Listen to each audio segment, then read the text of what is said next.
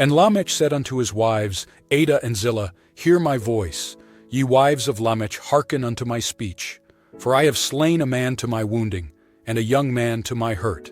If Cain shall be avenged sevenfold, truly Lamech 70 and sevenfold. And Adam knew his wife again. And she bare a son, and called his name Seth. For God, said she, hath appointed me another seed instead of Abel, whom Cain slew. And to Seth, to him also there was born a son, and he called his name Enos. Then began men to call upon the name of the Lord. Genesis 4:23-26.